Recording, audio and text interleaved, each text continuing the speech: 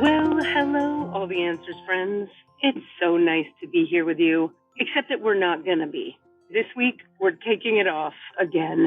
I had a death in the family, as some of you may have heard, and it's been taking its toll. And as an energy healer and a trauma expert, I know that the thing my nervous system needs this week is to do fewer things and to be available for my family. So I'm going to do my best to be a good example of a good person on a healing path and just lay the hell down. In honor of that, we bring to you this week this excellent re-release of a previous episode we all love very much. And we just love you guys. Also, check out KatieRubin.com when you need to book your sesh or to join Star Beings class. And head on over to my Facebook page to see my GoFundMe if you'd like to support our theater company in getting the money it needs. We love you guys. Send us your questions. Do you have questions for the Akashic Records? Do you want to know stuff about your own life? Do you want to understand consciousness better? Do you want to understand the world better? Do you want to know what the fuck is going on? Do you have any questions at all? Do you need healing? Send us a fucking email. We miss you. We love you. We're nothing without you. allanswerspod@gmail.com. Bye, guys.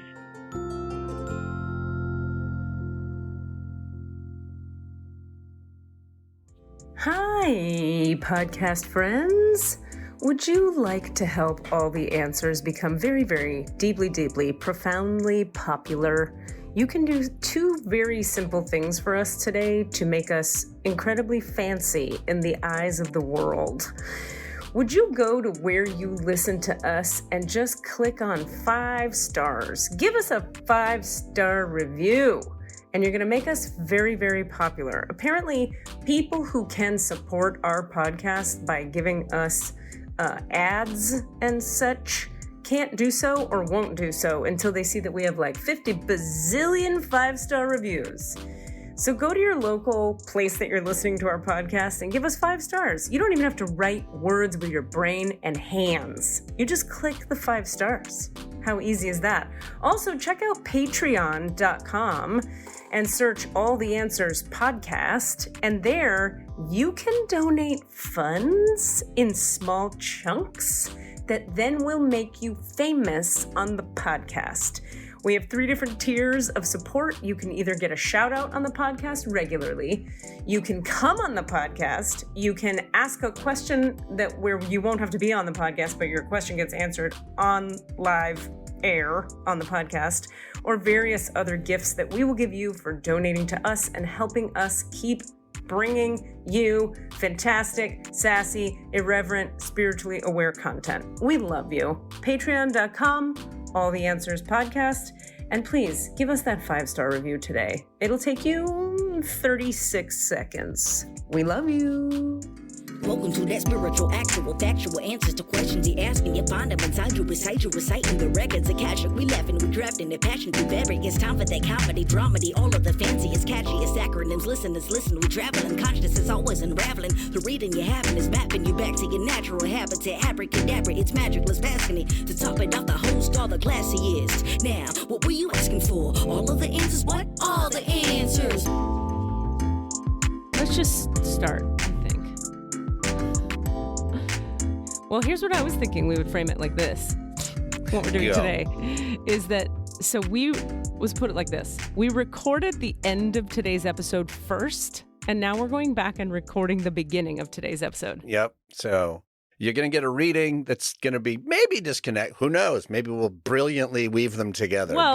So what we do, the reading ends up being later. We won't say too much about it, but we're going to talk about spirit guides and guardian angels. And we end up doing, we meet Cassidy's and we meet mine. And it's actually quite profound, I think. Yeah. And like you have a whole spiritual experience that's visceral in your body. Spoilers. I know. I won't say more. Anyway, it ends up being cool. So I was like, if we talk now, taping this after, about the fact that we talk about spirit guides and angels, maybe that'll set us on a chit chat about something that has something to do. But we also talked about playing some silly improv games to like... And we also have the interview concept. I really want to let's do it. I have specific questions I want to interview you on, and I would love it if you then turn around and interviewed me for a half hour. I'll do you for a half hour. I'll do you for a half hour. Right now? Here? Yeah. This isn't that kind of show. Yeah. Okay, let's do it. How about if I get really close to the mic? Does it then become that kind of a show? No, I want you to do me. Do me now. You do me, then I'll do Katie. you. Okay, go. I'm so excited. Yeah, yeah. We're jumping in. Here we go. And you got this from... Well, I was listening to some podcasts, and as we do, you and I listen to our podcasts, and then we like geek out like, oh, maybe our podcast should be like that, or maybe it should be like that. And obviously our podcast is what the fuck it is, and that's great. But I was just reminded of the sort of energy of like, I would, especially around comedy, I am very interested in hearing, I would like to sort of dig into your psyche about how comedy works in your brain, and also like, also earlier memories of comedy. Like, oh, this is good. I want to get into that. So this is so good. I have some vague questions that have been batting around in my head, and we'll see if they sound like they're structured or not. But okay. I would like to interview you, and then I'm going to put a timer on things. Oh, good. We're going to do 25 minutes of you and 25 minutes of me, and that should give, wait, is that too much? Nah. No, that's good. And then that'll be perfect to lead into the last. Also, how much sex can you really have after 25 minutes? Yeah, like if I'm going to spend 25 minutes on you, I hope that's enough. If it's not, that's fine. No shame. But then like I'm going to want 25 minutes on me for sure. That's how I think that's only fair. All right, here we go. Wait, I'm starting a little timer even. There we go. Just to kind of keep an eye on it. Yes, I'm glad. Wow. Katie Rubin. Hey, buddy. Hey. So you're a funny person. What? Smooth, right? Fucking smooth as shit. I think my first question, do you have a memory, younger, it doesn't have to be childhood, but it could be. Do you have a memory of like the function of comedy, of like when you went, oh, comedy is a thing that I can use in some way? Okay. Either to do whatever it is for you. Do you have a story of that ilk? Yes. Yep. I have a couple that come to mind. I want to say this. The first thing that comes to mind, by the way, this is magically and perfectly and amazingly so tied into a creative project I'm developing right now that I'm like really excited we're talking about this. Like you've magically done a magic thing. So I was not consciously aware. I didn't have a conscious thought as a kid about, oh, this is a thing I could use. It was more like it was so deeply baked into the way that my family avoided everything. It was an avoidance tactic for us of intimacy, of anything real. Like I would argue that my parents, we're just going to dive in, Cassidy. We're going right for the jugular. Get into it. The juggler. The jugular. Go for the juggler. The jugular. I'm a juggler. I know you are. I admit to the world. I think my parents were really unhappy in their marriage. Like, their marriage was technically unhealthy. My dad was unhappy with that. My mother, I think, didn't know anything about any. I don't know what the hell was happening over there. But my dad was clearly unhappy and medicating in various ways, and they were not healthy. Right. So humor, and you know, who knows about my dad's upbringing and how they used humor or how humor. I know that when he was in college, he got into humor like deeply. He was obsessed with Letterman when he was a younger guy. And all through my childhood, he watched a lot of Letterman, and we all watched Letterman together. And Letterman is not really a thing for a 4-year-old, but hey. So I think my dad was so unhappy that his way of surviving his marriage and his having a child and his alcoholism, let's be real, was to like be hilarious and be edgy commentary. And he was very he's an intelligent man, and he would just sarcastically use humor to buffer the pain of his life. And it was so baked into how we functioned that I just learned how to do it from day one and never once thought of reality being a thing that didn't have that in it. Right. And not only was it baked into every moment, and it was our survival tool as a threesome, my parents and I, gross. You're welcome. But for that image. But my mother, I remember thinking my mother would try to do it too, and she wasn't as good at it. She wasn't as funny. Mm-hmm. So when she would try to do sarcasm or commentary, biting commentary, she just sounded mean and not smart. She is a very smart person, but she couldn't. The comedy place was not the place for her to do her smart. She just sounded evil. Mm-hmm. He sounded mean and funny.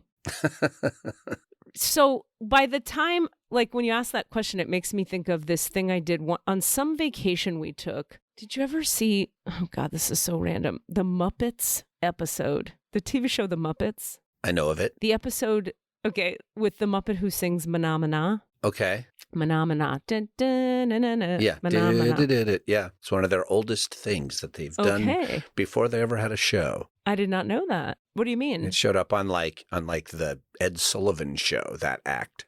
Really? Yeah. Anyway. There was something catchy about it, wasn't there? It was like something really resonated with people about that. Anyway, so I, for whatever reason, I want to say I was 6 or 7, maybe 8. We went on some family vacation and I started doing that. And I was doing the body gestures of the puppet. I was like being the puppet in my body. And it made my mom laugh so hard that I remember I spent that whole vacation doing the Mana Mana puppet and really realized if I do this bit, she's not so angry. Oh. I know, it's really sad. Yeah. She's nice to me and we're having a good time instead of I'm feeling scared all the time. Yeah. I mean, it's really sad and trauma-based, but there you have it.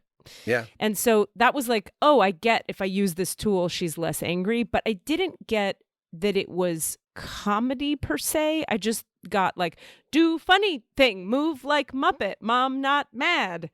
And then I got real good at it because I had my dad to watch and I was a good mimic. And my dad, I saw what he was doing that was different from what she was doing when she would deliver rhythm and punchlines and jokes. I was like, oh, if you get the rhythm right, it works.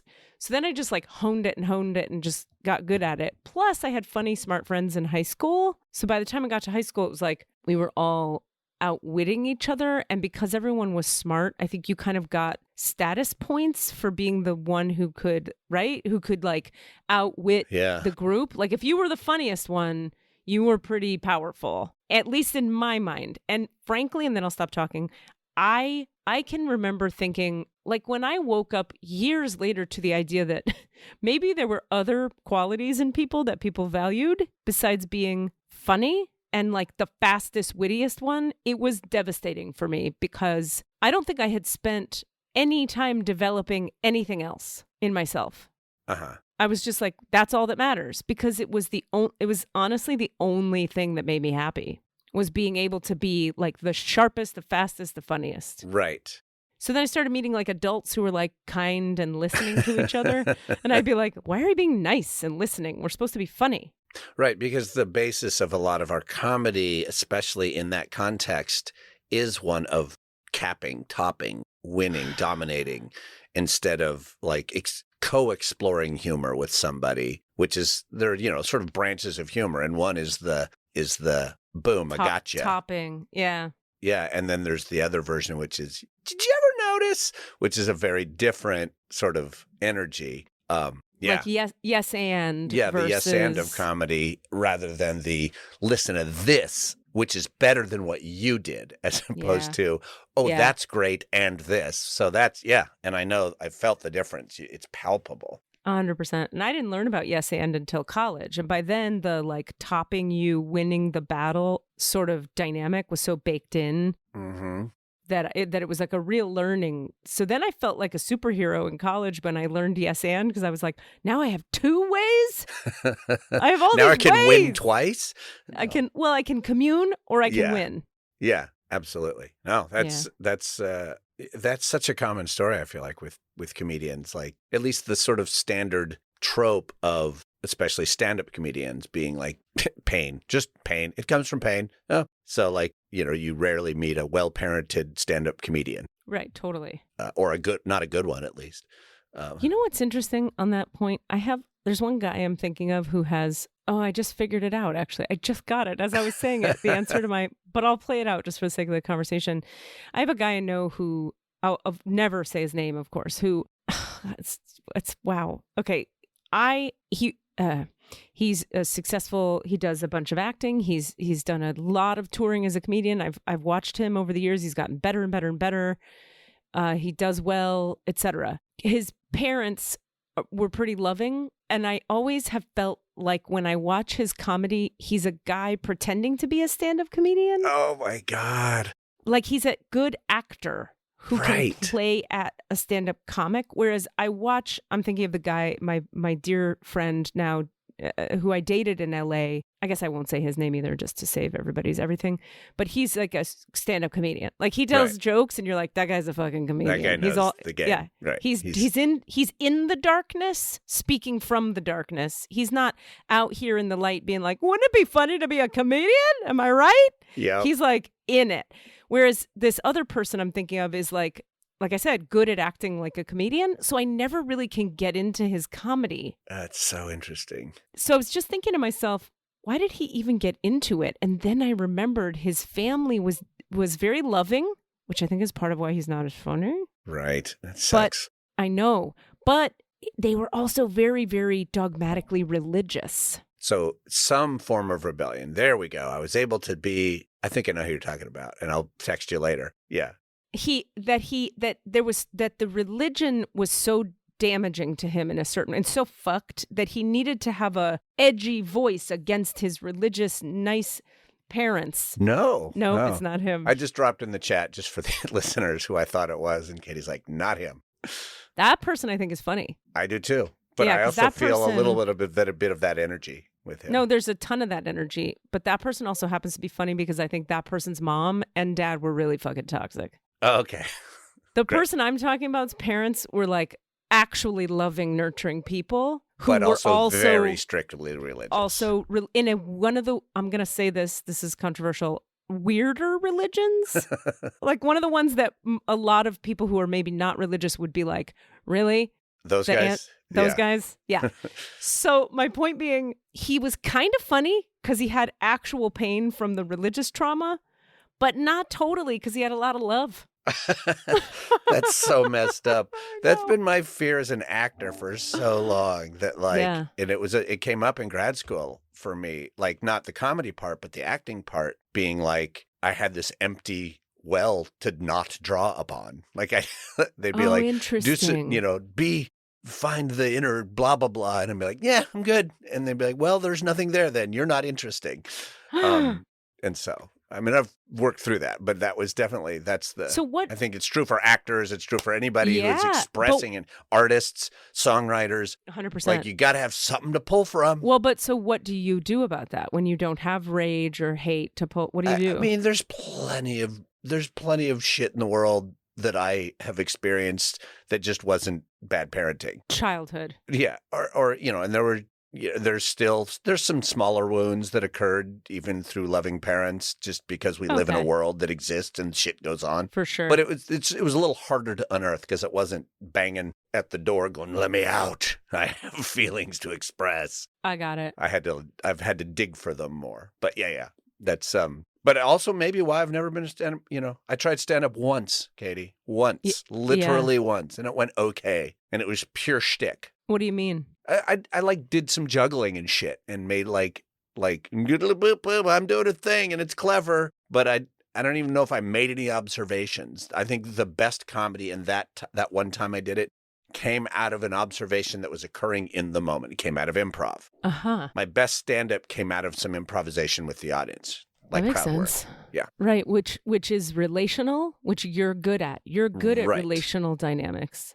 I'm good at topping. Because I'm bad at relational dynamics. Right. So but I'm a switch and you're a dom. Oh, there you go. You're a top when it comes to comedy.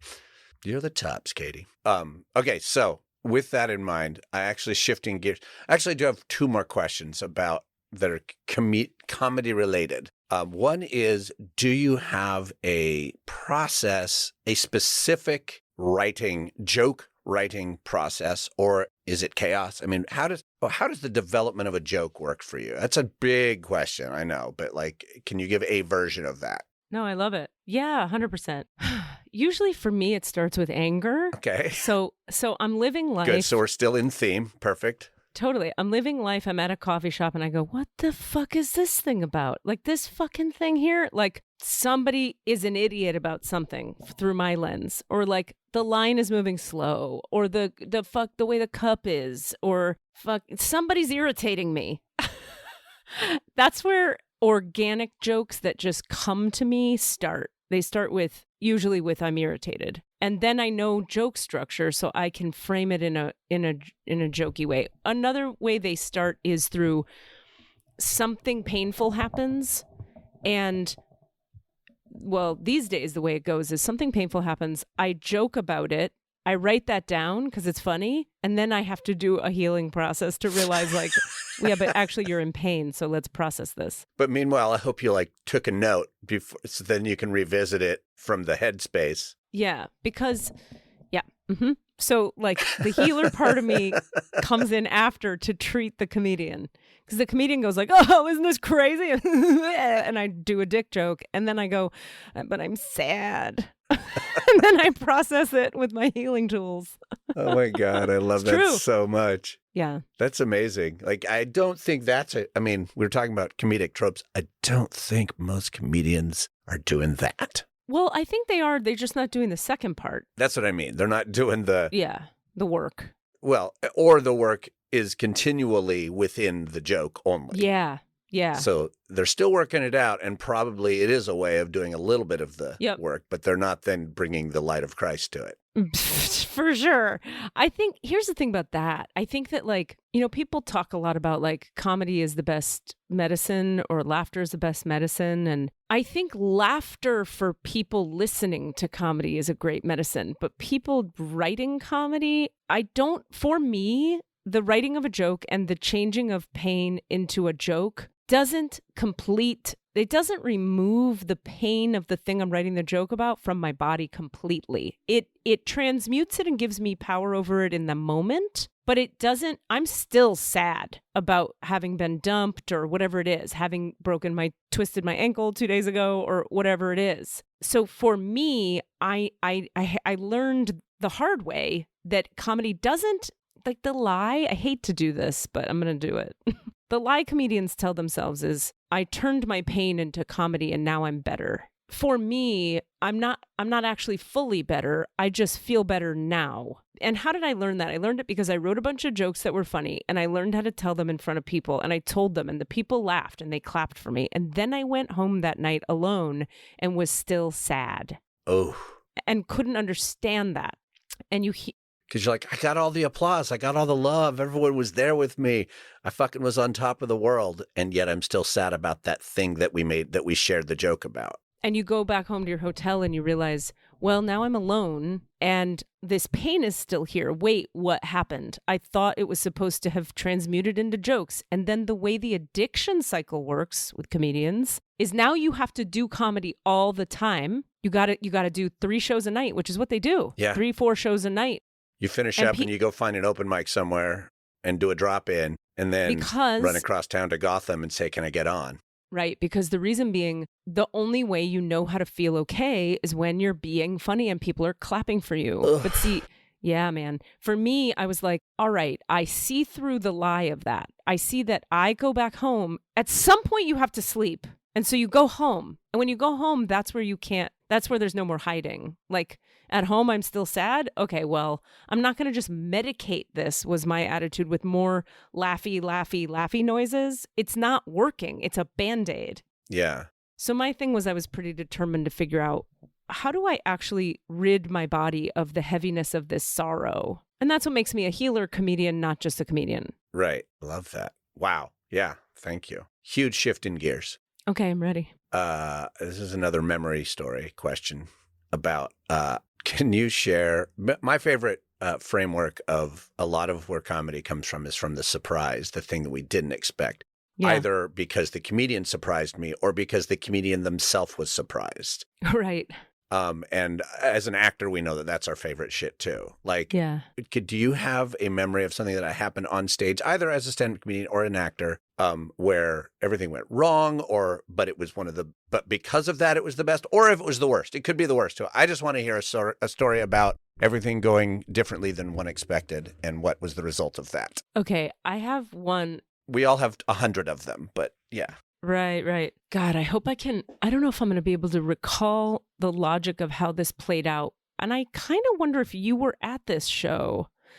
So I did a stand-up show at the Aurora upstage. I think I was. Okay. Now, not the one with the homeless people joke. No. Oh, okay. Maybe it was a different one. Yeah. Because there was the one where you just picked on one old white guy for a really long time, and it was really funny, but it also got kind of wild. It did? What happened there? I just remember you just laying into him and then being like, oh, well, sit there and take it, buddy. Hope you can handle it. And we were unclear whether he was handling it. Oh, okay. Was the audience laughing? Yeah, we stayed with you. Okay. So you stayed with me, but he didn't. Because it was unclear whether he was still with it. But that's not, I want to hear your story.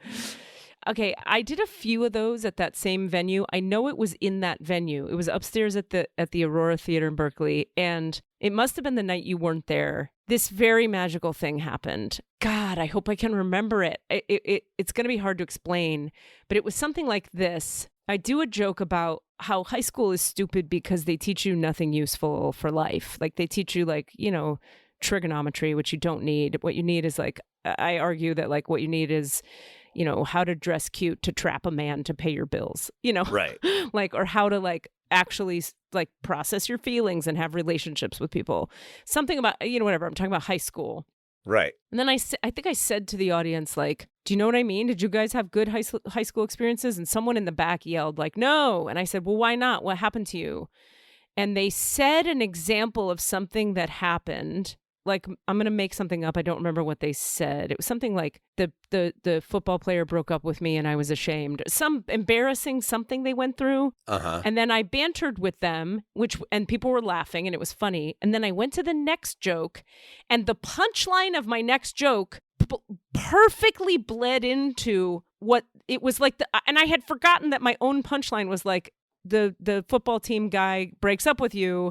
I land the punchline. I go, so you know what I mean, buddy, in the back. And everybody's mind was blown because they thought I had somehow magically known, how did that happen that my next joke was pre-written by a guy in the audience? Yeah. Yeah, so it was magical. And it was all, like you said, it was based in improv. He and I were just proving back and forth, being present with each other. And then it so happened that my next joke perfectly tied back to that prov.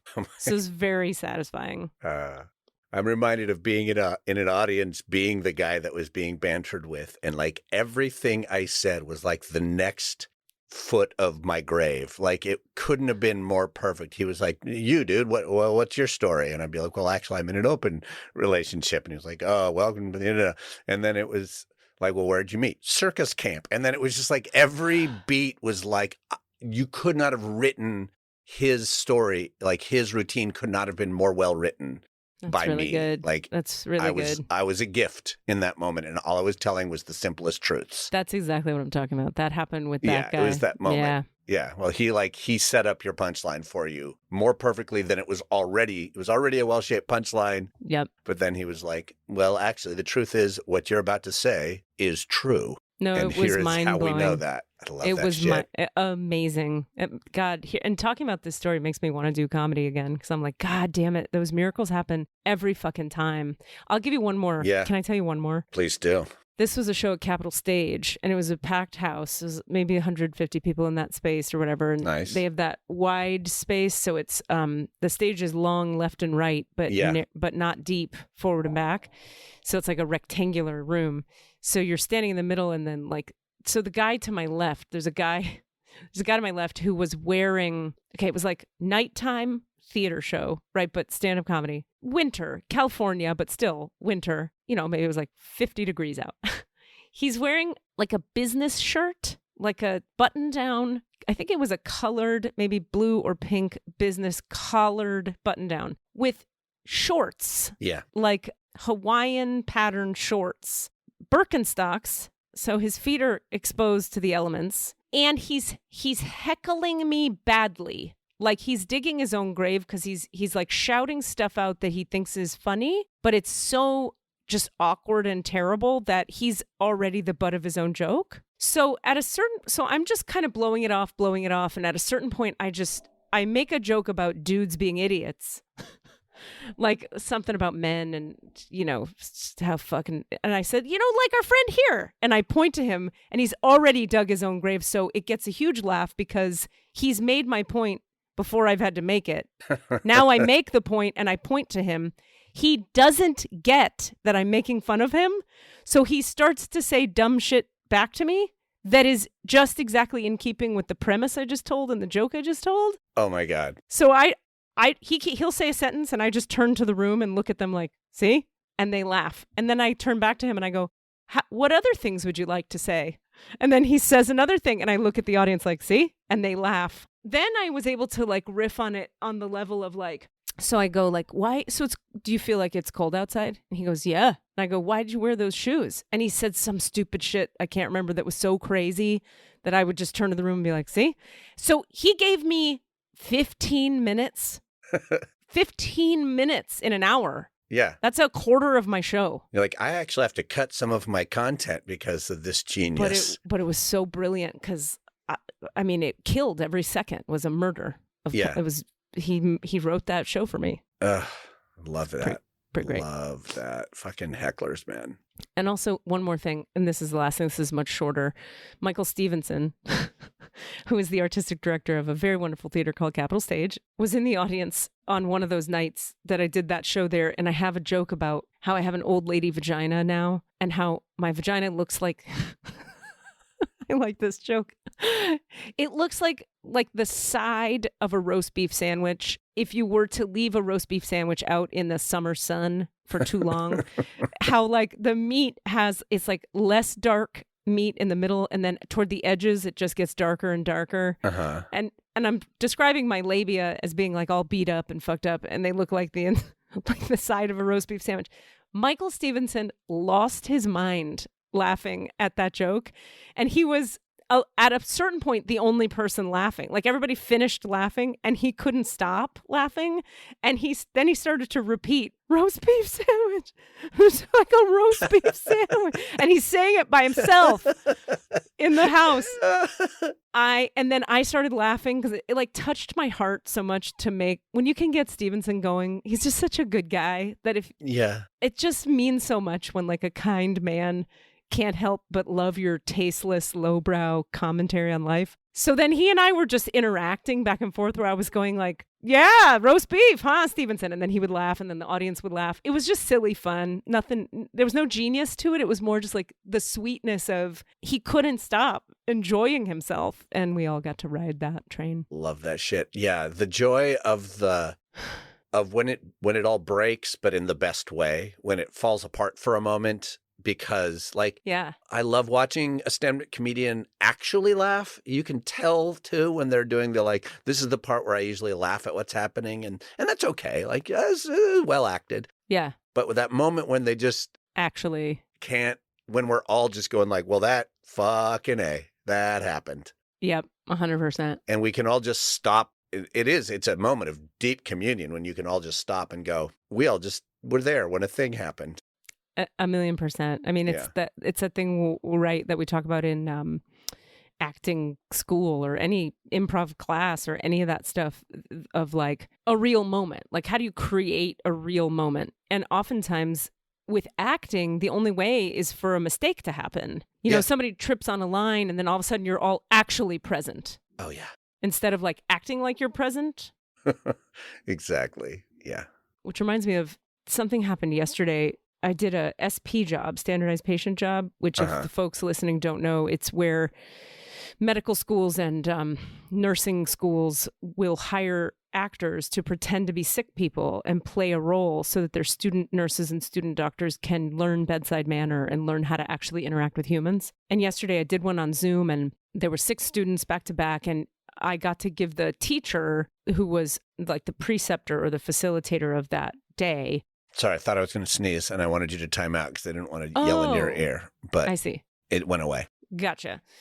So I was giving the professor a little bit of feedback on each student, like my perception of like, how did that go with that student? Because they have the perspective of how did it go from a medical perspective, but from a human interacting perspective.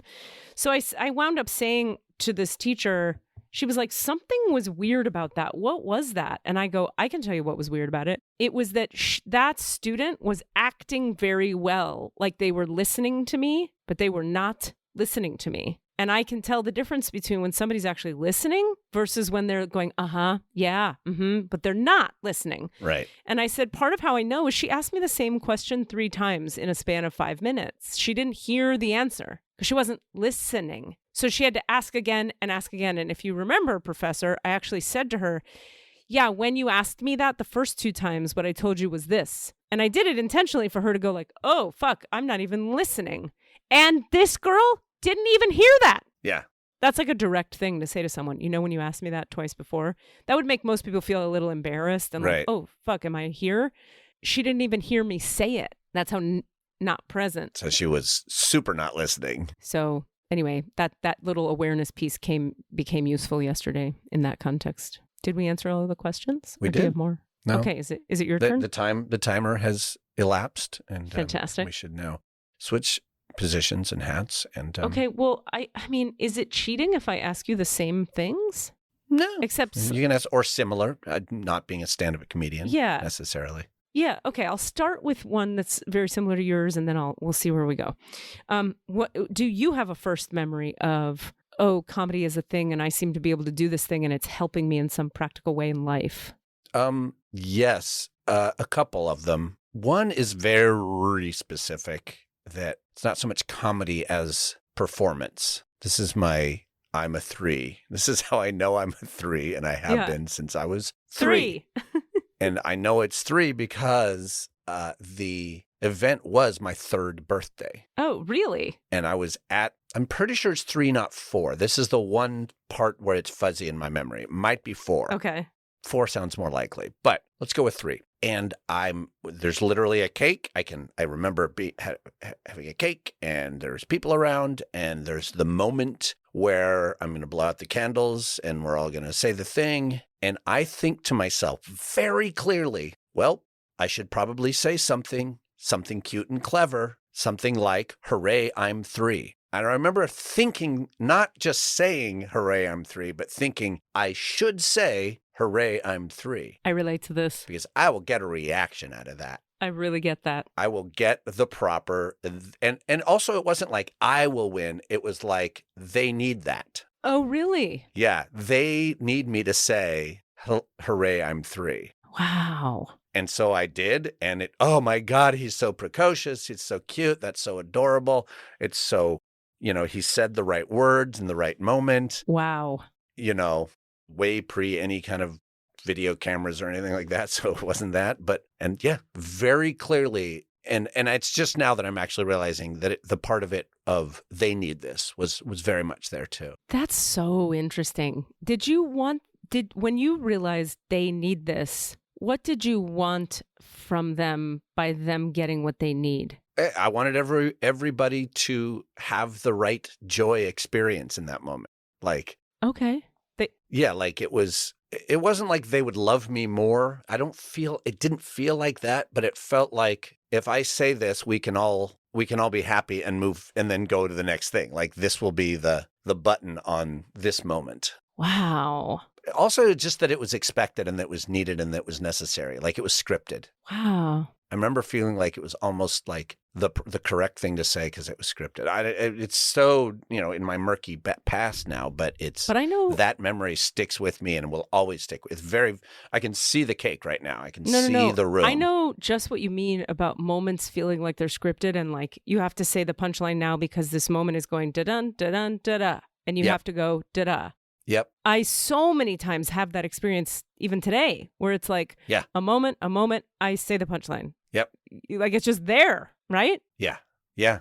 Yeah. Well, those moments in improv where you just watch the thing coming down the road and you go, I wonder if it's actually going to go to that place. And then it fucking does. And you're like, I don't want to script this scene, but boy, do I have the right line to say right here to just knock it out of the park. It's really rare that exact really sort of on rails moment, the moment where the improv scene feels like it's on a railroad track. Right. Going right to where it needs to go to.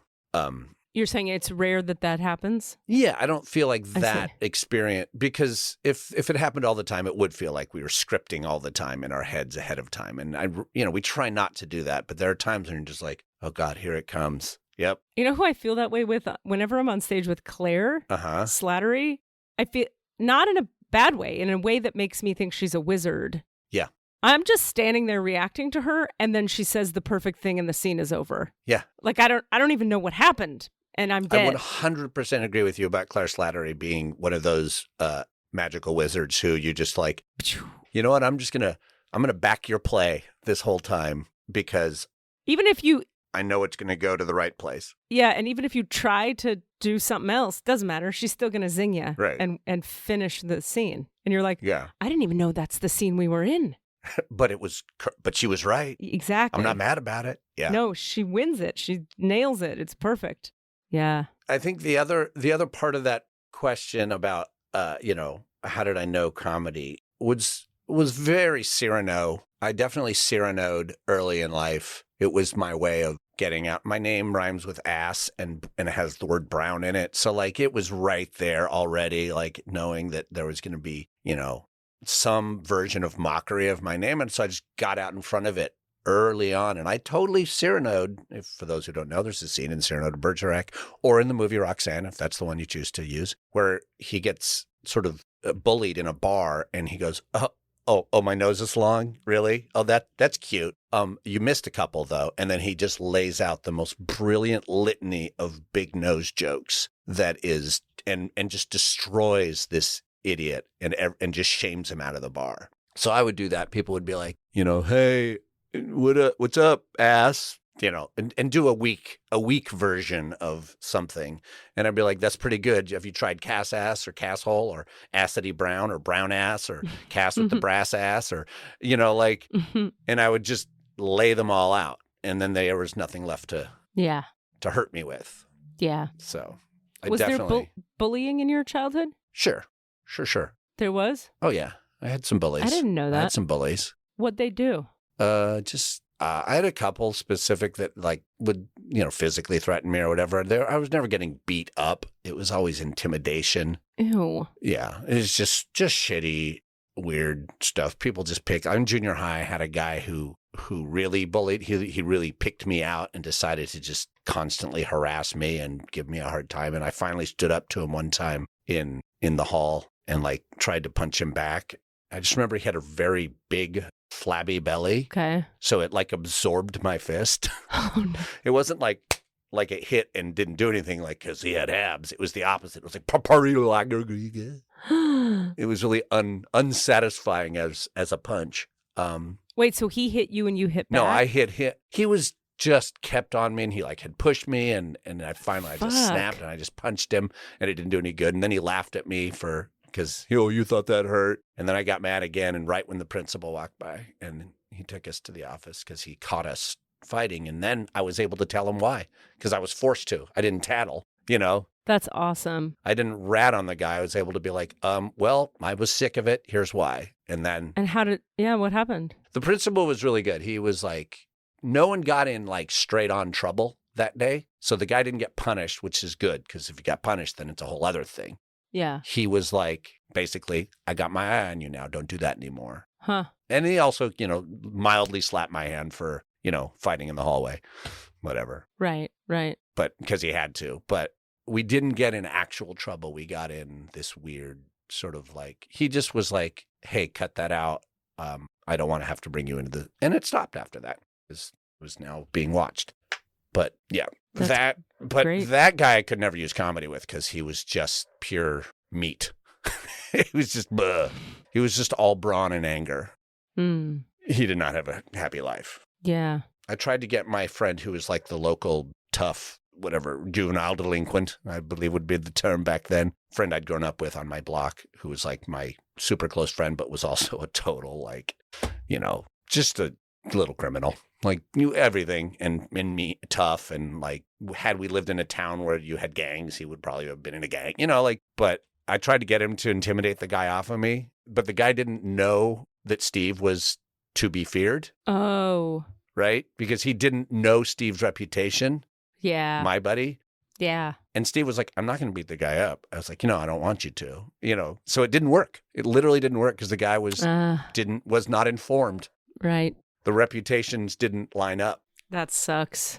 I just thought that was interesting. Anyway. That is interesting. Yeah. But yeah. Comedy did not work in that context. And in fact, probably me being a jokester was one of the reasons I was getting picked on by him. Interesting. What kind of jokester were you? Yeah, I was always getting sent to the principal's office for talking in class. I just, was constantly I wasn't like a practical jokester. I hate practical jokes. Ugh, don't like them. Really? Oh yeah, I don't like playing jokes on people. I was never making jokes at other people's expense. I rarely did that. But I was, trying to get the giggle, trying to get the riff going always. And topping, I wanted to be the one running the riff, running the game, running the, being the funniest.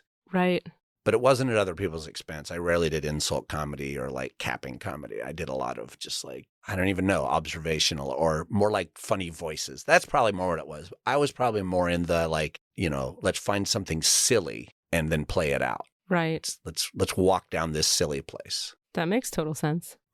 In my early days. Later on, maybe more intellectual. But I mean, my family's always, we're very at home with fart jokes. We like the silly humor, the Monty Python, So I'm hearing you say that performing became a tool that you, like in the same way you asked me the question about when did I sort of like have an awareness of what comedy could do for me? You had that awareness around what performing could do for you. How did that then carry forward in time? Like, did it continue to serve you, those sort of performative awarenesses in life? Yes. After that moment when you were 3? I mean, honestly, the only, when you have the concept of I'm going to be something when I grow up, I'm going to be an astronaut, I'm going to be a veterinarian, whatever people say, I don't remember anything but I'm going to be an actor or a performer of some kind. Yeah. And I mean, one of the embarrassing things that my mom would always say, and she's been probably saying this since I was quite young, you should make a routine out of that. Like a routine was a thing. Right. Like, and I'm not sure whether it's a juggling routine or a gymnastics routine or a stand-up comedy set. But if something funny came up or I did something funny, my mom, very encouraging, but I always felt weirdly embarrassed by that statement. Okay. Like, ugh, Mom, shut up. That's weird. Don't say that. Was it because of the word routine? Maybe. It felt very like, like, that's the wrong thing to say, Mom. Yeah. You don't say it like that. You say something else. Yeah. Like, I don't know what the alternative is. It's her being encouraging, but it was always like, ooh, that's funny. You should make a routine out of that. Yeah. She's a little nerdy and on the outside of it. Yeah, exactly. But yeah, that was a phrase that followed me all the time. And I wasn't one to make routines. That was the thing, is I was like, I don't do routines. Meaning? I don't do stand-up comedy. Like, you don't put things together, you interpret language that exists. Yeah, I don't think I do. I don't necessarily create things out of no things. I'm blown away by that, frankly. You and all comedians that I watch, like, that's a thing. You have a thing, you write it down, and then you like do it. Parse out the joke. That's amazing. I improvise. It's lazy. I get to be lazy. I just get to like shit it out and hope it works. Well, it's so great with improv because you're just responding to life. And the life is happening on stage in the moment. Mm-hmm. And you just respond. It's very organic. It's very real. It's very in the moment. Yeah. Well, that's like I was saying, the stand-up comedy thing, the one time I did it was like in the pub at Sonoma State. There was like a comedy thing, and my friend John Burnett was doing a lot of stand-up comedy work, and he was someone who I later improvised with a lot. He was one of my formative improv buddies. He was doing comedy. Our friend Elliot Cavey was doing comedy. These are just names I remember. And so I was like, yeah, I'll get on that bill. And I was doing sort of a lot of sort of slightly stolen material, because as a juggler, there's sort of some standard tropes that you can run when you do like a juggling routine on a street performer. You could be like, you hit this, this, this, and this. And so I was doing some of those and then like making my own thing. But then at one point I noticed that I was getting more laughs when I would get on the mic. And if I got off the mic, it was less funny. So I would lean off the mic. And then I spent a good 30 seconds of really good beats with the audience going, funny, not funny, funny, not funny. Just riffing on the sort of audio quality of being on the mic and it being funnier, and then being off the mic and it being less funny. Which is sort of that, there's a standard, I think, stand-up trope of playing with the mic as the thump of the head. Yeah. Being like, a lot of comedians do that, like, hit yourself in the head with the mic and it sounds like this, and that's funny. Or you drop the mic and it sounds like this. Or you drop the mic in a certain way. Yeah. Or you dance with the stand or do something with the stand. Yeah. Yeah. And that was the funniest part of my whole shitty routine, was was the moment that I discovered something with the audience in that moment. That makes sense. So that's why improv was always the thing for real. I love it. For me. Yeah. That's really cool. Well, I kind of like aware of time. I'm going to kind of round this whole thing out just with a thought that comes to mind of like, I go back and forth and around about, like I just told you, and we just told each other the ways that comedy and being funny and performing and stand up were defensive strategies against getting hurt. Right. Right. And so in that way, it's a pathology because defenses are pathological. Not entirely. They're survivalist, I should say. Right. And they can become pathological. So where I go around and around all the time with like, if something is survivalist and it's a defense against something else, is it something I want to put my energy in anymore? Like I oftentimes don't do, like I used to have more drive to do more stand-up because I needed to say these things I was mad about. Yeah. Now I just have less of a need for that because I just process the sadness that's under the mad and then I just don't need to talk about it. Or like I talk about it for 5 minutes with you or cry in a therapy session or talk with a friend and go like, and process it. And then I don't need to do a joke about it. So it's a weird thing to be sitting here now and going like, well, should I tell, is there another reason? Could I find another reason to tell jokes since I'm decent at writing them and I know comedy rhythm and timing and it really sure helps the other people? Like that's the thing I was going to say. Like the gift of the perfect show of being in an audience when laughter is occurring with a stand-up specifically or with some really good improv occasionally where you just pee yourself with laughter, like that is some of the most deeply cathartic therapeutic work we can do. And so that gift is the reason to do it. But for you, it's less of a drive now. Well, so I'm in a transition point and I'm sitting with all that as I'm going like, I'm not going to, it's sort of like you could say to someone, anything you do with people in the room is a gift for them. But does that mean you need to do that thing? Like, I mean, if I were to arrange flowers in your bedroom, that's a gift for you. Right. If I were to, I don't know, preach about consciousness and God, that's a gift for you, depending on who you are. If I'm going to lecture about how the brain works, that's a gift for you. But those are all 4 different careers. Do I have to be a neuroscientist because that helps you? No, like, you might want to do things that contribute to people that you also get something from. Like it's fulfilling for you to do it. Right.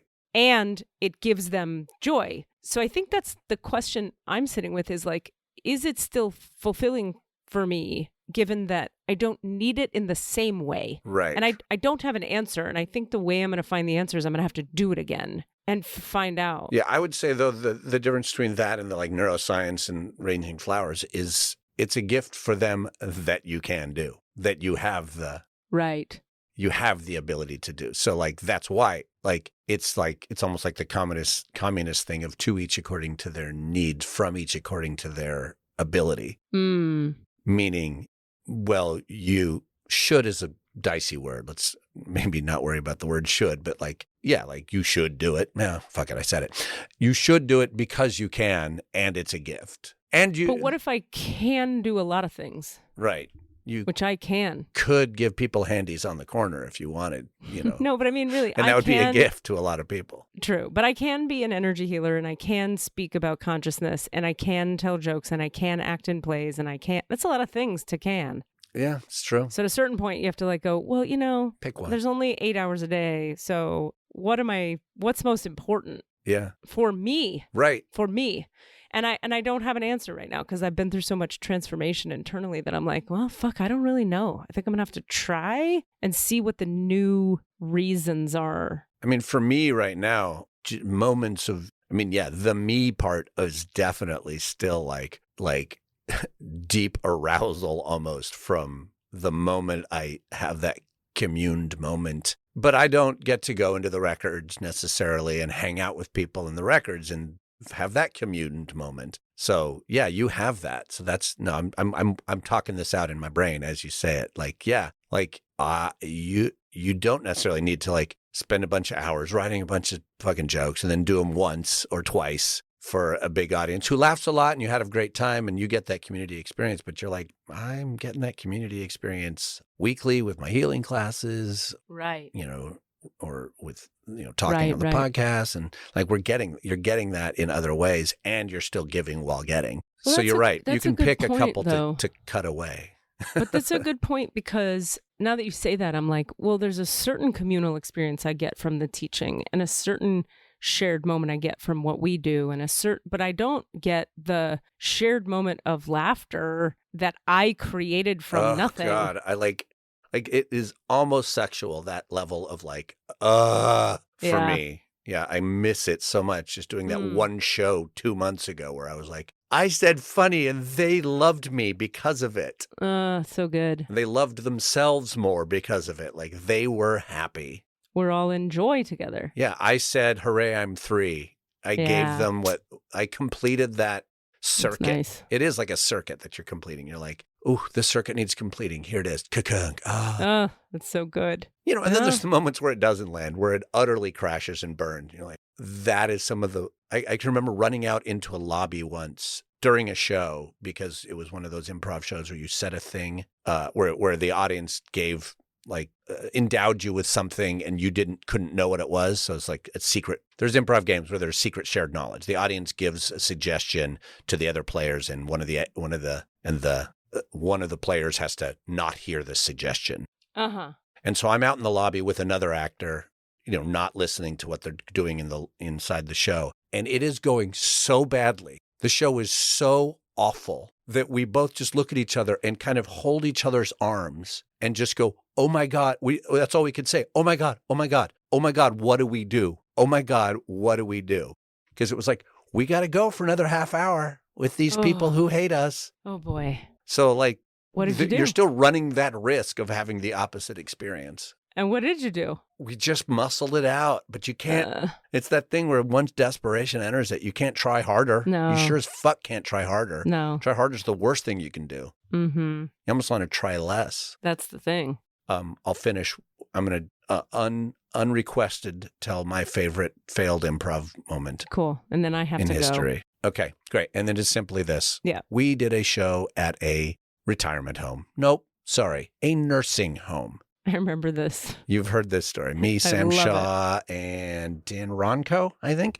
And Sam just really wanted to do a show in a nursing home, so we did it. We're like, okay, this is going to be a thing.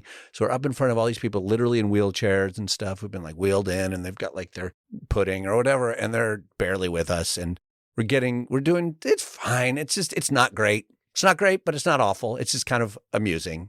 Okay. Because the stakes are low for us. We're just like, just do your thing and leave. Yeah. But at one point, we're getting suggestions. Only one guy's giving us responses. He suggests artificial hip or something at one point, which is actually a really good suggestion for something you might give as a gift. And he's like, artificial hip.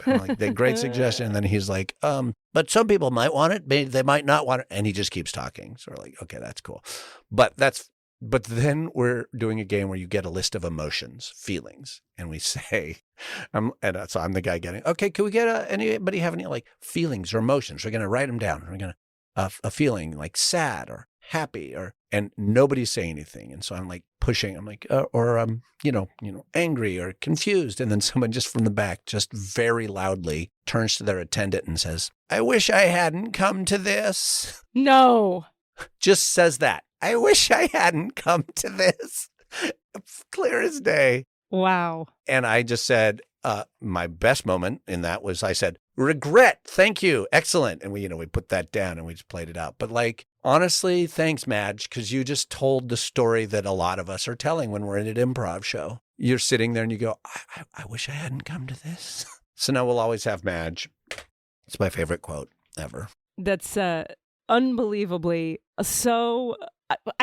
my mind goes I guess I don't understand dementia yet, thank God. Right. How in your mind do you end up saying that out loud? Yeah, I don't even think that isn't even, I would argue that's not even dementia. That's just present. That's present moment, she's got no fucks to give in that moment. She's sitting there going, what the hell is this thing? But to say it to the people Right. doing it, she just was saying it to her attendant. Maybe she thought she was whispering. I think that's what I'm getting at. I think Yeah. that's what happened. Yeah. And that's the comedy of it, is that she thinks she's just sharing a secret. Like, God, this is not great. But she said, I remember hearing from an audience one time, oh, I don't like her wig at all. The lady just thinks she's whispering to her friend, but she says it clear as day, and we all hear it. So we kind of love those things and hate them at the same time, but they're great a couple weeks later. Yeah. Or even a couple hours later. Yeah, exactly. When you can laugh at them. So thanks, Madge. What?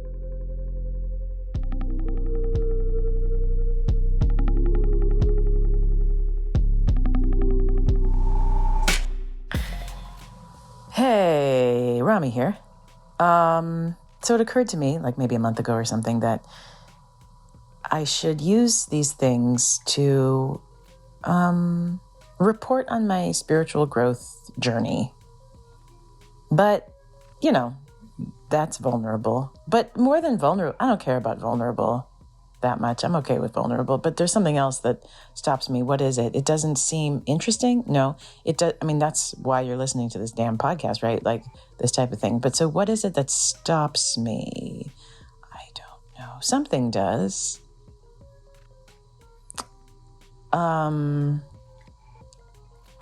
There's like even the fact that I'm doing this little thing. Well, the fact that it can be little is why I'm doing it. But I am so deeply afraid of wasting people's time. And so agreeing to do Rami's rules has been a real exercise in like embracing that, like, no, people want to hear me talking. Which I know I am an actor.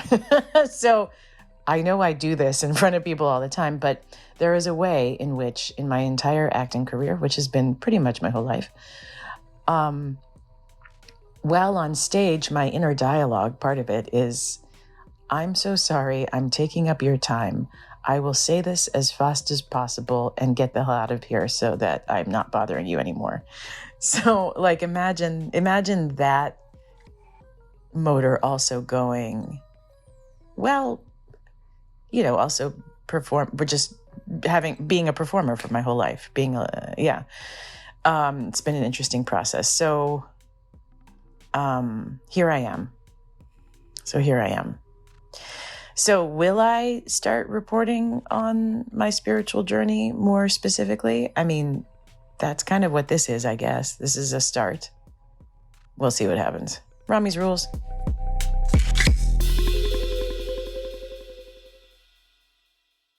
Well, this has nothing to do with angels or spirit guides, but here we go into that topic. You're welcome. Yeah, enjoy.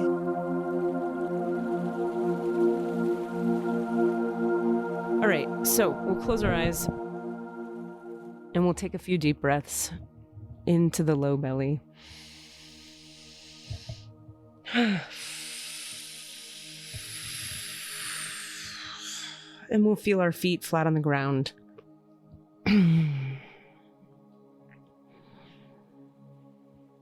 And as we consciously fill that low belly with air, expanding it, allowing it to fill, we become aware of the bottom center of each foot. We'll just watch a little spinning foot chakra open at the bottom center of each foot and spin wide. Spin open, spin wide, spin open, spin wide.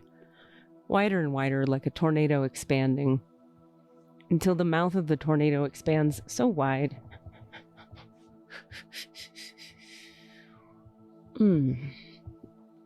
that the entire surface area of the bottom of each of our feet becomes an open plane of energy, like an open window.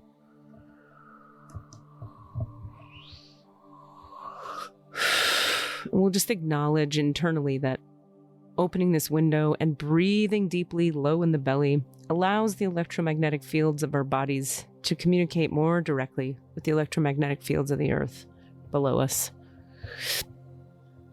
And we'll watch now as 500 energetic tree roots of light extend through the open window of our left foot, anchoring hundreds of miles down into the earth. And we'll watch as 500 energetic tree roots of light extend through the open window of our right foot, hundreds of miles into the earth.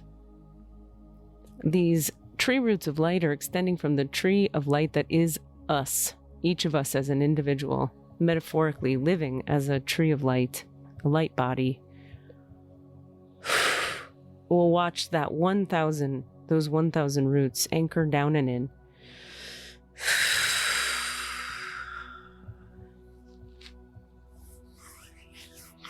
And as they anchor down and in, we'll watch our grounding cord extend from the base of the spine down to the center of the earth. Nice, big, wide grounding cord shooting down to the center of the earth. And we'll watch as a river of light begins to flow up from the planet, generously donated to us for our wellness. And it flows forward into our root, forward into each hip socket, down through the quads and glutes and hamstrings, this river of light down through each leg, through the knees and calves and shins and ankles and feet. We'll watch as it rushes down into those roots we established moments ago. Giving us a nice 3-pronged tripod grounding structure. Left foot roots, right foot roots, grounding cord, anchoring our light body to the light body of the planet. And from here, we do acknowledge the forces of light, asking for guidance, direction, and courage to know the truth as it is revealed for our highest good and the highest good of everyone connected to us.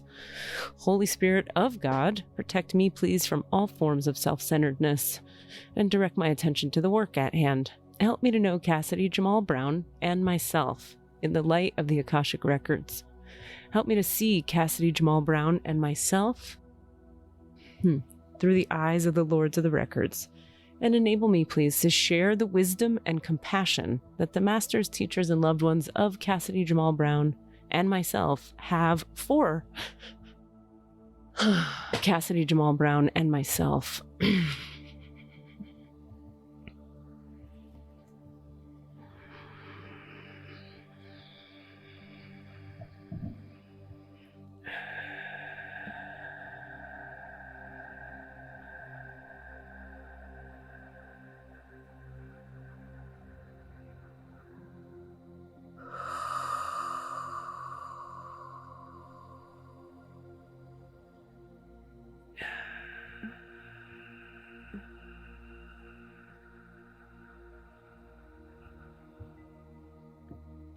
And I'm asking the record keepers of Cassidy Jamal Brown to deepen me into his alignment and his records. Expand my awareness, open my field, so we can deepen into Cassidy's records now. And I ask that you deepen me into my Akashic Records now. All right. And I ask that anything and everything in Cassidy's field or mine that would stand in the way of each of us receiving highest truths today, clearest truths, deepest truths, anything in the way of that it be dissolved, released, cleared, unlocked, uncreated now. You know, the first thing that comes through just right away is this awareness of, like, you know, this like the angels, if you will, or the beings of light on the other side are applauding you and I, Cassidy, because they're talking about, like, this is what happens with real intimacy. Like, your friendship has reached a new level when you're willing to get in the shit with someone. And it's a lesson for me, more than you, I think, because, I mean, they're like, no, you don't think it is, because I have had more trauma around intimacy than you have had. And so for me to stay in a conversation like that and just be witnessed being arrogant and then being broken and then being sad and then, you know, all of it is, it's very vulnerable, very intimate. And they're applauding us both for staying and softening, both of us on both sides, and meeting there. It's like, and then mirroring, no, what's that called? Modeling that for the people. You know, that's the point of the podcast, is to model what's possible. And you're correct that it's a spiritual experience, what we're doing there, because when the hearts connect through vulnerability, that's how you access spirit. So they're just like applauding, clap, clap, clap, clap for us. So thank you all angels for that. So yeah.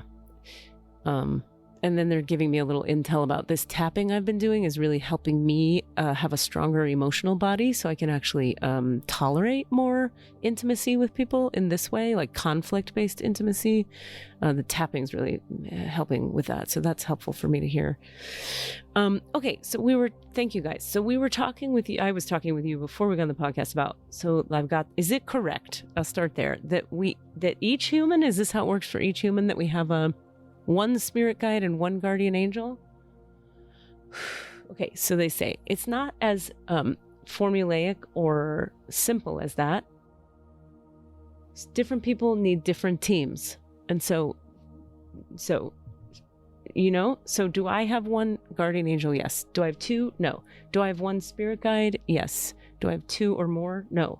So I have the Matt Fraser thing, which is why I resonate with what he says. Yes. Okay, great.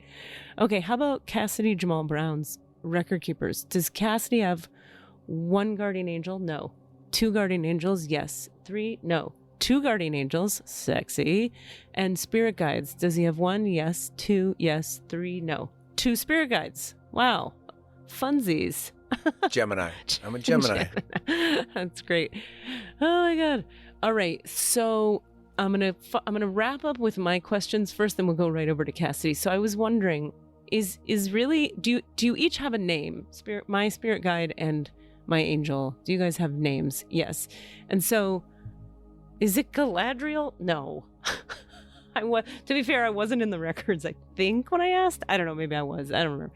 So what is my guardian angel? Can you tell me your name? Oh. Okay. I'm so giggly right now. Oh, that's great. Wow. It is like the thing you said, Cassidy. They're like, okay, I can see this angel very clearly right now, and it is saying our names don't translate. So we give you words that you can identify with. Galadriel just felt angelic to you, so that's fine. And Thomas was funny. Yes. And we know you like funny. Is that the same we gave you Thomas. with Thomas? Yes. They're like, you can hear Thomas. You can receive that as a spirit guide name. That's his name. Now, but they are saying it's different for the angel and the spirit guide. The angel has a more amorphous, you could say, or non-linear or non-English languagey name because they are less, they're even less in the realm of duality. Angels are fully bowed and surrendered to God's will and the love of God. They're just servants, blind love slaves. Whereas spirit guides usually have been in human form and are not now. So they've lived in duality, so they're closer to duality. So their name isn't going to be like, yeah, because they're not that high up. They're not in that realm, in that vibe. So Thomas, I have a question. Yes. About do we maybe it's whatever. Do we share is Thomas also somebody else's spirit guide? No. Good question. No. It's very particular to the individual. That's why Katie has 1 and 1 and you have 2 and 2. They're just for you. And that is true. They also want us to know in your Akashic Records that the beings of light in Cassidy Jamal Brown's Akashic Records are quite specifically about Cassidy Jamal Brown, period, end of conversation. Okay. All right. So is there, I just want to know, so is there like, could we say there's a more accurate name that you have, spirit guide? No, not in my case. Thomas is just fine. I want to ask, are you like an ancestor of mine? No. Are you a human being I've had past lives with? Okay. Wow. And you agreed. Oh God, that makes me want to cry. We had a past connection, and this lifetime, his contract was to be my spirit guide. Oh my God. That makes me feel, that's really it makes me feel like I matter. enough to have somebody give a fuck to play that role. It feels like a big job. So I'm just honored by that. And the angels, I go, well, of course, angels are doing what angels do, but it's still very special and sweet. Last question for me, then we go to Cass. How can I trust when I'm outside the records that I'm actually hearing from you guys? Like if I tap in and go like, hey, Galadriel and Thomas, GT, maybe I'll call you that. How do I know I'm actually hearing from you? And they say, you'll feel it. You'll feel the cool wind blow, the cool wind of expansive awareness blow into your low belly. That's how you get it.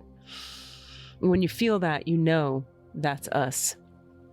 Oh boy. And now they're talking about, this is why for me it's so important what I eat and don't eat, and what the coffee thing is important, because if I'm eating too heavily or too much, it's harder for me to feel them and to get the awarenesses I'm trying to get, that I want to have. And I lied, I have one more for them, which is, I often think, you guys, GT, that I'm asking you guys for questions and I'm opening the records and asking guidance because I'm like, this is my judgment of myself. I'm so fucking all over the place and I have so many desires, and I'm such a Pisces moon and I can't make any decisions, that I need you more than the average person. And that's why I lean into you, because I'm just so fucked up. And they're like, no. Wow, my head will not turn out of that no position. Well, so then can you give me a different framing? Because I'm really tired of judging myself on that one. Yes, you are created with a profound curiosity and a need to know what the divine would have you do. This is your dharma. You came this time around having agreed before you embodied that you would care about what God wanted, because of all the times before when you didn't. You said, okay, this time I choose to need to know what the divine would say about it. What is in my highest good? You've experimented already with every other option, and you still feel inside yourself the pull towards those other ways of functioning. But you agreed to be relentlessly curious, almost obsessed with needing to know what the divine would have you do, because this is your dharma. This is the work your soul has to do this time. You said you would. And this is what it's about this time. It's not always about this in a lifetime, but you agreed and you chose quite consciously to purify and to make it be about that. And you knew you would struggle with it, and you knew you would say, but I want to do these other things. And you knew that there was something holy and correct and aligned and deep and activating and spiritually aligned about wrestling with that. You knew you'd be wrestling, and you knew that the struggle was part of the deal. It's part of the deal. You're supposed to struggle. You're not an angel. Yeah, no shit. Certainly not. Okay, well, thanks, guys. That's super helpful. I may have a few more questions, but let's talk to Cassidy's team, if we may. I keep thinking of agent and manager, like your management team. Oh, that's cute. Yeah, that's why I keep giggling whenever you say, all right, let's talk to my angel and my your team members. It's my if I had a career like that. We're gonna book Cassidy some movie gigs today with his team. Okay, so what would you like to ask, Cass? Well, let's see if they have anything to say about who they are, or what do you see, or do you hear anything about like just descriptors of energy or anything? Okay, so all right, so I'd like to deepen into Cassidy Jamal Brown's records here. We'll put mine kind of aside for a moment. Okay, thank you. And then we'd like to, could we get like a name or an energy or any information about, let's start with his angels. Like, where do they stand? Where do they exist? How do they exist? Yeah, so yours. All right, so this is what I'm looking at. If you guys could just show me whatever is true about Cassidy's spirit guides and angels.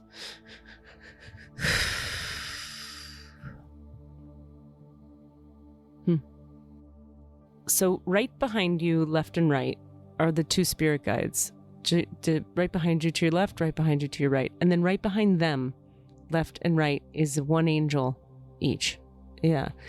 And I don't know what this is, but there's an energy of pushing you forward. There's a pushing. They're like, almost like you're on a cart that the four of them are pushing forward in time space. Fast, too. They're like, push, push, push, push, push, fast, fast, fast. What's that about? I don't quite get what that's about.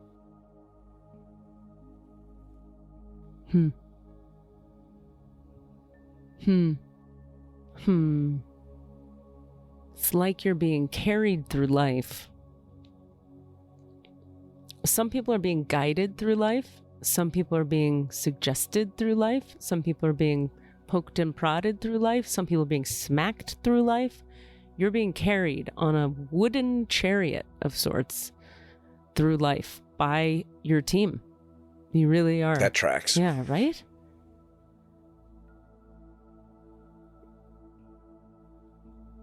Yeah, it's nice. Okay, what else would you like to know, Cass? Do you have any, like, energy of... I'm just curious at, like, what you get when you see them, because I don't see them. Like, I don't perceive... I'm not perceiving, sure, except for... there's a faint perception of behindness in my body right now. Okay. Well, I wonder... I mean, I've created some pictures in my head brain. Yeah, but sure. I don't know if they're I wonder, accurate. Here's something. So Cassidy's spirit guides and angels, could you do something that would help him feel you?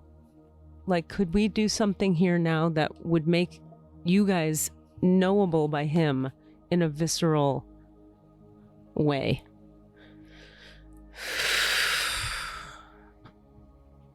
I mean, that's a yes. So they're working on you right now. And if you can feel into your second chakra, Cassidy.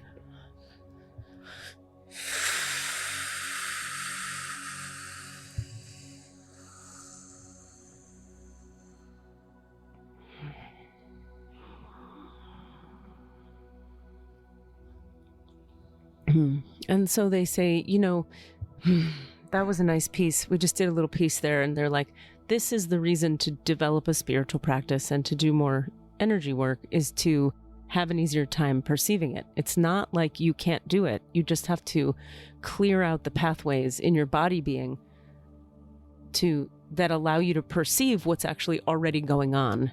So that would be a choice for Cassidy to make, they say, if he wants to do more energy work, open his field, activate his light body, align himself with spirit, the way you're taking people through class all the time and teaching them and showing them.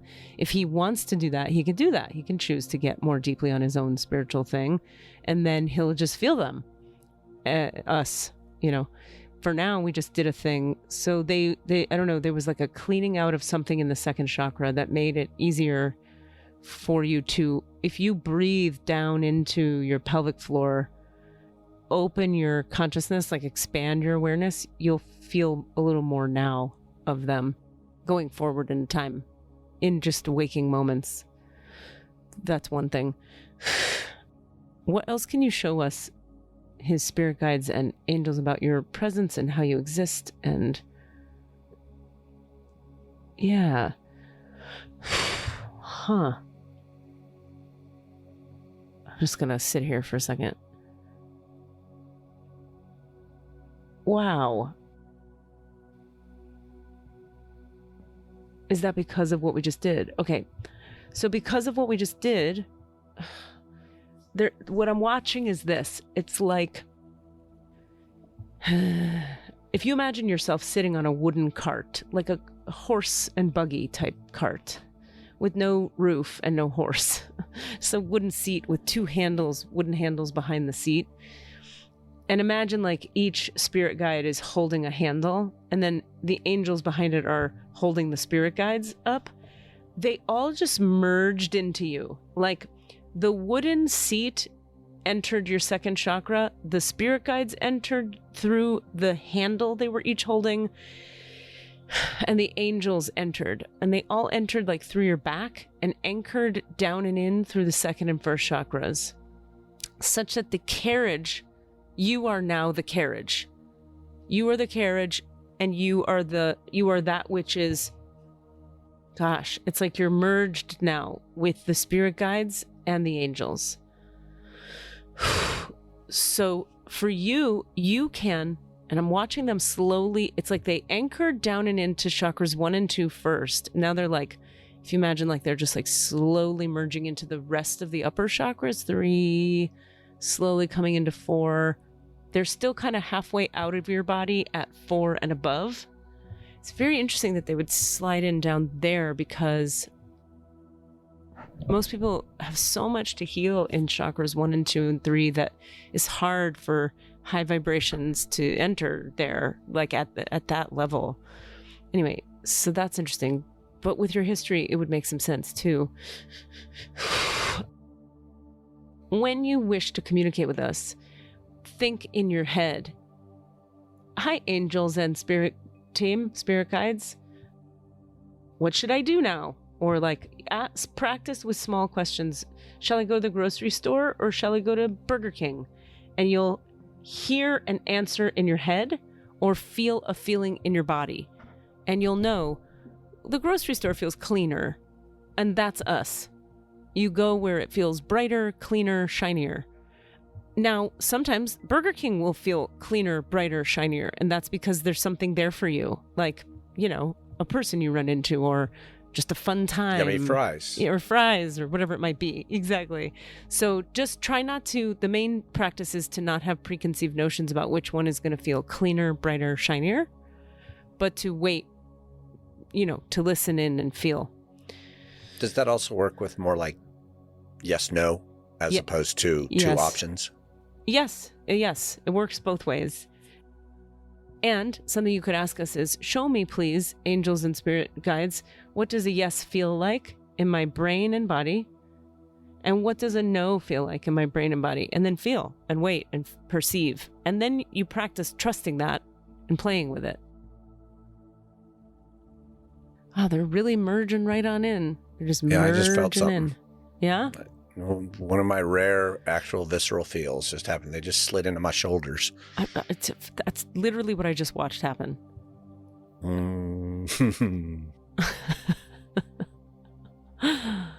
Oh, you son of a bitch.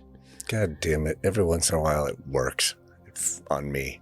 Well, I mean, it always works on me. It does. It's every when once you in a while, do I it, actually it get works. to feel it. Yeah, when you do it, you get it fast. Like most of us have to do 20 years of stuff to get little.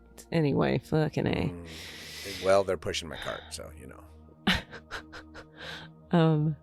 Yeah, it's really nice now. They're really aligned in there. So practice, it makes perfect, is what they're saying. Talk to us, listen and trust, feel. Ask what is a yes, ask what is a no, how does it feel in my body? And then you got to play with it. That's why we're suggesting start with small things. Don't be like, life purpose, please. But start with, you know, call this person now or get a Coke Zero, you know, whatever, small things. Other questions. What else do you want to know of them? And by the way, now it's all very bright. It's all very bright. The whole energy is different. Your whole body's energy is different. Like, yeah. Yeah. I feel a little more upright, a little less pain in my back. I feel a little more supported. So that's good. Yeah, I don't know. I keep seeing, and it's the guides, and I don't know what this means, but I'm trying to decide if it's me imposing an image that I want or not. But I keep seeing very tall, dressed in like Men in Black suits, but not necessarily like male, like very sort of gender amorphous, but still in these male Men in Black suits. But that may just be a fucking fantasy because I like that image and I want that to be what they are presenting as, but well, let me see. That's what And that's for the spirit guides? Yeah. It's not the angels. It's the spirit guides. Yeah. Well, so they're like, look, the images you get are images that work for you. And that's so you're not making it up in a way that makes it fake. You're receiving it in a way you can receive. Right. We have our lenses in which we frame things so that we can perceive them. That's right. Right. It's the same as like a name, I would imagine. It's like, that's right. Yeah, sure. We look like that. Whatever. Yeah. Yeah. Exactly. Thomas. Yeah. We'll go by Thomas. Sure. Is that what you need? Great. Then let's go with that. Yeah. I get that. I mean, that's kind of what I get when I ask that question. Yeah. I think that's right on. What else? I'm also just feeling that my answers for some reason right now, and I don't know, I don't want to force it, but like where it feels like I'm going to get answers is in my sort of yoke, shoulder, chest. Oh, okay. Like that part of my body feels like where reads, that's a yes. It's like, you know, because that's where it's all hanging right now. I feel like that's where I'm like almost like a clothes hanger. Like that part of the part of body that like a suit hanger would hold. Like the jacket that hangs off of that part. That's where I'm getting as like, that's the image I'm getting of being where like my answers lie. I don't know. Well, that's that reads what I'm like getting. a yes. Reads like a yes to me too. We'll see. And the fact that you know that it reads like a yes means you're already aware of what a yes is. Yeah. So then, you know, the only thing they're saying is like, you don't have to think about it or judge it or evaluate it or try to figure out if you're creating it. What you want to do is practice trusting it. Another way to say that is act as if it's true. Yeah, that's my favorite thing to do on this whole podcast. Right? And you won't be duped. They're like, you're not going to get duped into some bullshit. Don't worry that acting as if means you're going to go dumb or you're going to go ignorant or you're going to not see nuance. You're acting as if you get guidance on higher level choices to make.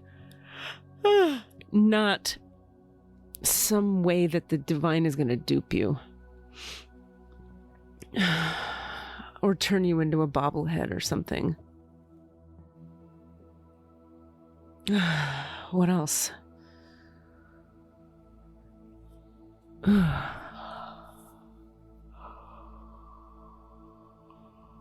I was just asking, like, show me a no in my head.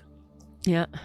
And weirdly, it's my left shoulder only, just the shoulder itself pulling down is what I got just now. And maybe that's it. Maybe that's not. I'm going to keep playing with it. I don't want to lay anything on it yet. Okay, let's play with it for just a few minutes here. So can you ask them to show you what a yes is? Or did they already do that? Yeah, it's a double twitch sort of shruggy up. Oh, cool. Okay. And then that had been happening. Like, that's how I knew that that's where it happened. I see. Both shoulders in all the way across kind of go, hey. Great. Okay, great. Well, that's cool. Yeah, that's neat. This is a fucking new experience for me, Katie. That's so cool. I'm so glad. Yeah, I've never had this direct communication with anything. Awesome. Well, is there anything else you want to ask them? Yeah, I don't actually have any questions right now. I just I want to let the experience of just the visceral experience. I want to just live in that now. So I don't want to. Cool. I don't have anything else right now. Okay. Well, for whatever it's worth to you, there's a lot of energy clearing. That's the yawning I'm doing. Is a lot of sort of just a little bit less high vibe frequencies dissolving out just by them being so close to you, so inside of you. There's a detoxification of stuff, like a density removal. And this is just what happens for everyone on the path. Less and less density.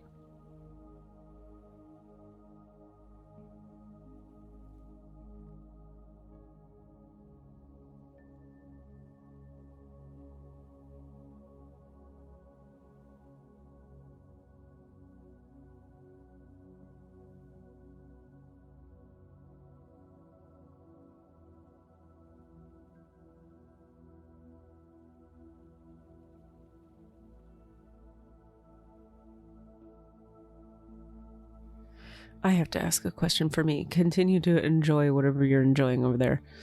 So my team, GT, back to my records here. Is my dog okay? Yes. Okay. What? She's so extra like sleepy and curly uppy lately. Is that because of winter? No. Is that because of all that I'm processing and she's processing with me? Yes. Okay. Is she being harmed by this work? No. She signed up for this work. Okay. She's good with it. It's her contract with me. Okay. Is there anything I could do for her to make her little dog life easier? Like, you already do a lot. Okay.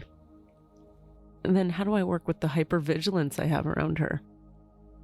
I have a real hypervigilance. Tapping. Okay. Great. Okay.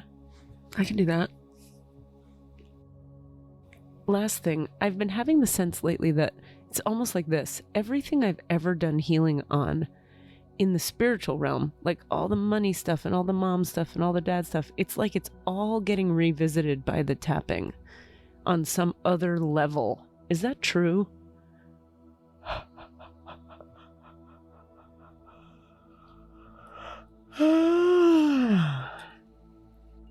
There are certain pieces that can only be fully brought to completion through the tapping for you at this time emotionally. It's not everything you've healed, but it's 46% of what you've dealt with in the spiritual realm that affects the emotional realm, but needs to also be processed in this particular way. And you're doing well, and you're doing enough, and you're doing great. And the other day I asked you guys, how many more deep, intense sessions do I need before I'm complete with it, with regard to my relationship to food and all the old stuff that causes it? And you gave me 5. Is it still 5? Yeah, no, you did 1, so it's 4. Is it 4? Yes. Is it more than 4? No. Less than 4. Okay, so it's 4. Wow. And they're like, for all the work you do, you could do with a little trust yourself. Like, you get a lot of clear guidance. Trust. And I go, I get it, except sometimes, it's not an exact science, so it's hard to... Sometimes you're a little off about this or that. And plus, I've asked you guys about, like, timeline shit, and it's always fucking wrong. When I ask you about my timeline shit, I'll be like, you guys know what I'm talking about. Is this going to happen by this time? Yes. And then it fucking doesn't. So I don't have full trust. Can you help me understand what's up with the timeline deals? Because you get what I'm talking about. Yes. Okay, let me listen now.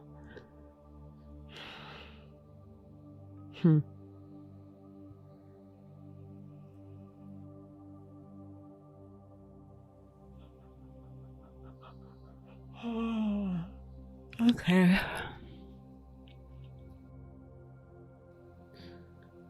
The timeline guidance gets more and more accurate for yourself. You're already pretty good at it for others, but it's hard for yourself because of what hasn't been tapped through yet. In other words, your emotional stuff that needs to be tapped, processed, tapped, whatever, affects your ability to perceive time responses correctly. So, in other words, you're hearing what you want to hear because on those questions, because those defensive energies, those unprocessed emotional pains in the particularly 1, 2, 3 chakras area are unprocessed, and it's not that much to go. You're doing great. Make it hard for you to get accurate time reads. Time reads are the hardest reads to get for human beings because time doesn't function. When we're communicating to you guys about time, you have to understand we're speaking Swahili and you speak English. And time does not function in our realms the way it functions for you. So if you say soon, it doesn't mean to us what it means to you. Also, if you say 3 months, you've got some projection going on there because you want it to be 3 months. And I say, I know that goes on. So I'm always trying to do checks and balances. They're like, yeah, keep tapping. We're having a combo over here, okay? Yeah. Thank you for your patience. I'm working it out. All right, so the tapping. I got it. That's fair. Well, speaking of time, we're way over, and I got to go, unfortunately. All right, I'm let's sorry. do it. Let me close the records. Thank you for that. Wow, I want to thank our little teams, our spirit guides. My gosh, the Jesus. angels. This has been cool. Thank We you put for the 'em to work Cassidy. today. Yeah, for the Cassidy awakening. That's huge. And for the clarification and all the info. Just thanks, you guys.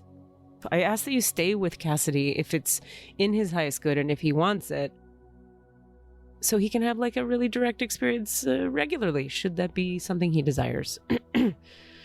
So I want to thank the masters, teachers, and loved ones for their love and compassion, the lords of the records for their point of view, and the Holy Spirit of light for all knowledge and healing. I ask that you return all of Cassidy Jamal Brown's energy to himself now, please.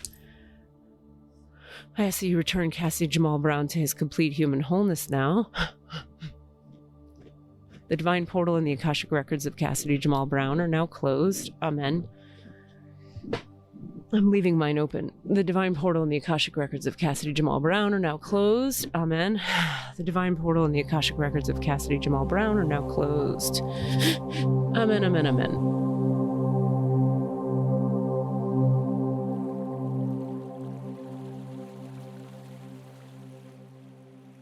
Bye, y'all. That was great. That was fun. All right, I'm so sorry. I gotta run. Get out of here. Bye. Love you. I love you. That was great. Thank you. Bye. What are you asking for? All of the answers? Say what? All of the answers? Yeah, all the answers. Hey guys, thanks for listening.